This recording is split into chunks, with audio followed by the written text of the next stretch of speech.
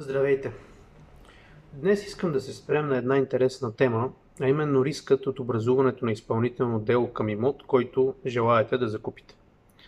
Поводът да направя това видео се роди от една моя среща с един стар приятел, като след първоначалните общи приказки с него, той отпи бавно от кафето си, погледна ме, въздъхвайки и каза: "Знам, че се занимаваш с имоти, но сглупих, че не ти се обадих по-рано. Голяма глупост направих.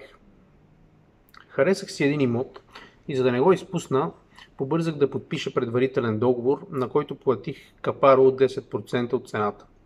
В случая 30 000 лева и 3,6% комисион към брокера на имота, 10 800 лева или общо 40 800 лева.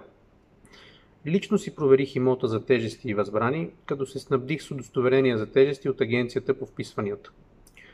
И когато трябваше да финализираме сделката при нотариус, той отказа да изповяда сделката. Изтъкна причина, че има образувано изпълнително дело, но към момента на издаването на удостоверението за тежести все още не е било насочено към имота и респективно не е било вписано в агенцията по вписванията. Оттам нататък проблемите се стовариха с пълна сила върху главата ми. Продавачът се оказа от недобросъвестните и отказа да ми върне капарото. На екс и адвокат последваха съдебни дела и разправи и месеци наред, в които загубих много нерви, пари и време. И сега вече съм много мнителен и направо ме е страх да вляза в следваща сделка. И така поговорихме и се разделихме по живо по здраво. Какви насоки мога да ви дам, за да не се окажете в подобна ситуация? Тъй като при подобен случай изпълнително дело липсва в справките от агенцията по вписванията, е силно препоръчително, ако купувачът има съмнения, задължително и с съдействието на продавача, с предоставено от него пълномощно, да извърши справка от регистъра на длъжниците към камарата на частните съдебни изпълнители на физическото лице собственик. Ако обаче продавачът е наясно, че има възбрана, но поради бързане подписвате предварителен договор с него, като показател за това, че вече има висящо изпълнително дело срещу продавача, той може да поиска от вас сумата по предварителния договор да бъде преведена по различна от неговата банкова сметка. Това може да означава, че на неговата е наложен запор.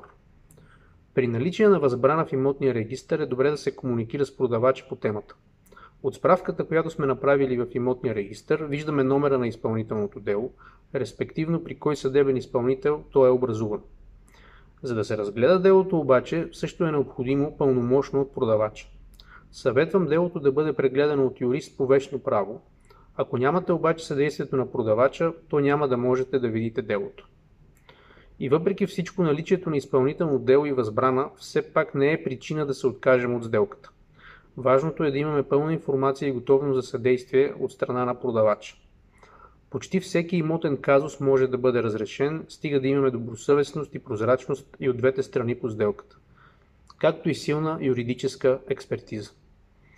Тогава при наличието на търпение и разбиране можем да достигнем до щастлив край. Благодаря за вниманието.